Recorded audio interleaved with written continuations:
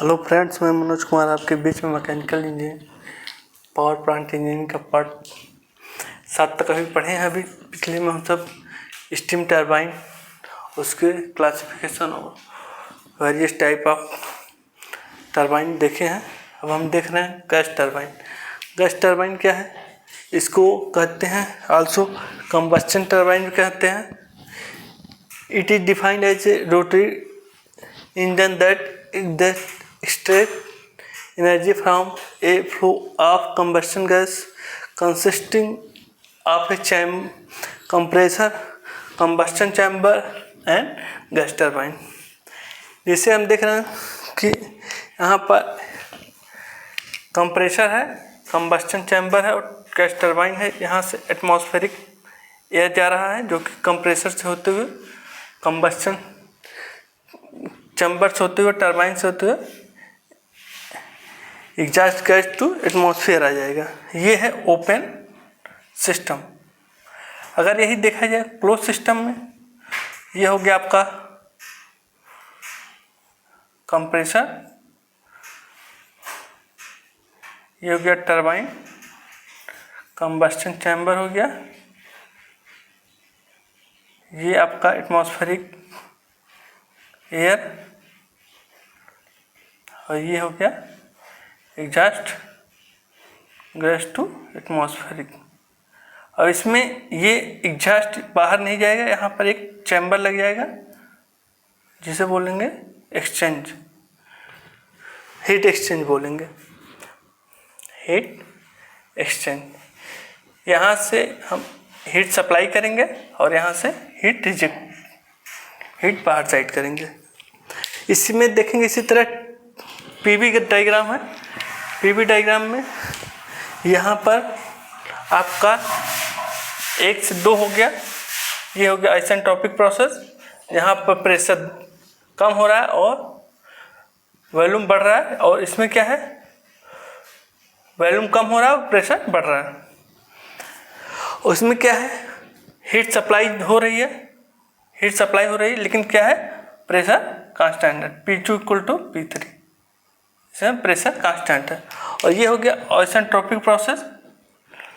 उसके बाद 4 से 1 हो गया हीट रिजेक्शन, इसमें आ रहा है, इसमें भी प्रेशर कांस्टेंट है, P1 = P4। इसी में अगर TS डायग्राम देखेंगे तो 1 से 2 प्रोसेस जो है आइसेंट्रोपिक प्रोसेस है, और 2 से 3 ये हो गया आपका हीट सप्लाई हो जाए, यहाँ पर प्रेशर कांस्टेंट है।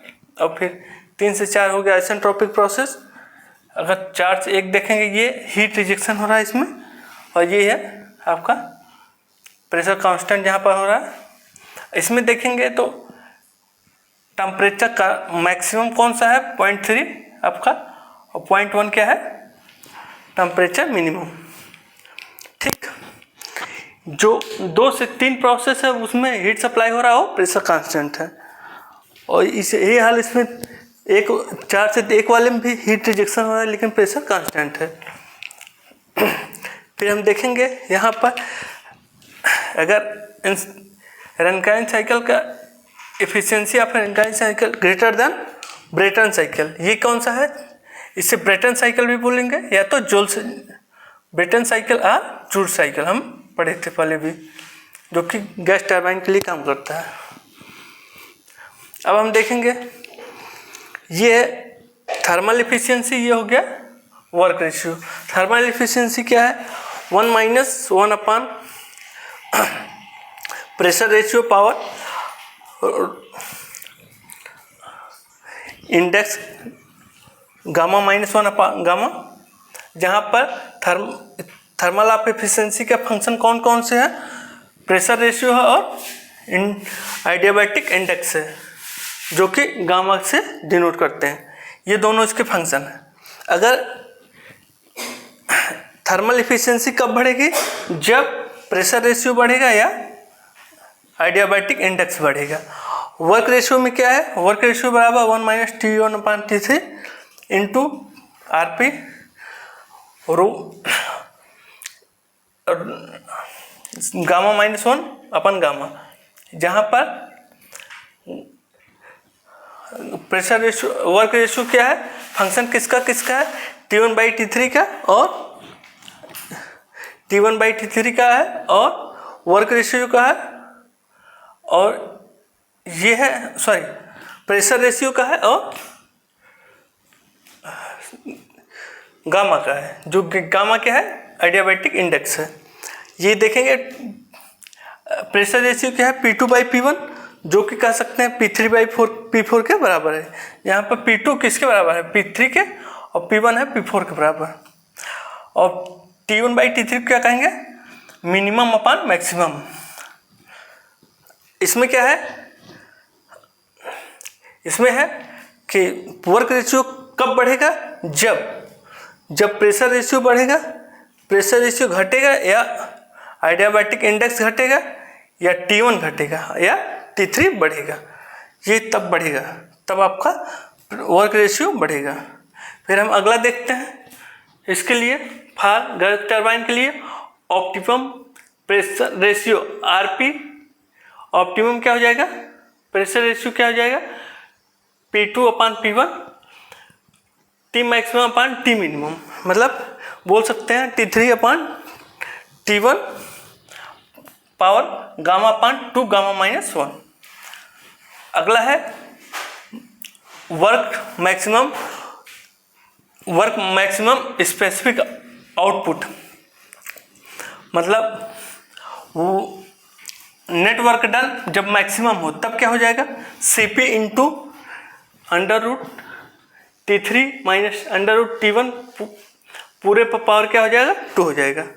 अगला है एयर रेट। एयर रेट क्या है, यहाँ पर बोलेंगे इफिशियंसी ऑफ ऑप्टिमम क्या हो जाएगी, ऑप्टिमम क्या हो जाएगा 1 माइनस √T मिनिमम/T3, या तो बोल सकते हैं T1/T3। अगर इस डायग्राम के हिसाब से देखेंगे तो T1/T3 हो जाएगा।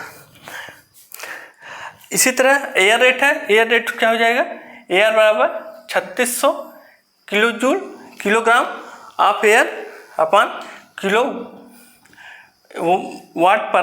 Kilowatt into hour. अगला है cycle work ratio. Cycle work ratio क्या हो जाएगा, net work done upon work turbine. यहाँ पर वर्क नेट डन क्या है, नेट वर्क डन क्या हो जाएगा, टरबाइन वर्क और कंप्रेसर कर माइनस कंप्रेसर वर्क हो जाएगा। अगला है बैक वर्क रेशियो क्या हो जाएगा,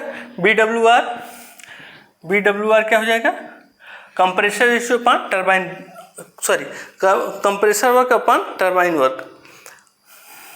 जहाँ पर बैक वर्क रेशियो हो जाएगा 1 माइनस वर्क रेशियो, जो कि अगर गैस टरबाइन के लिए लेंगे तो ये होगा 40% से 60% तक, 40% टू 60%। अगला है स्पेसिफिक फ्यूल कंबस्टन SFC क्या हो जाएगी, 3600 अपॉन नेट वर्क डन, जो कि ये फ्यूल के लिए है और ये एयर के लिए है। एयर रेट हो जाएगा एयर के लिए और स्पेसिफिक फ्यूल कंबस्टन हो जाएगा फ्यूल के लिए। अगला है effect of modification of performance.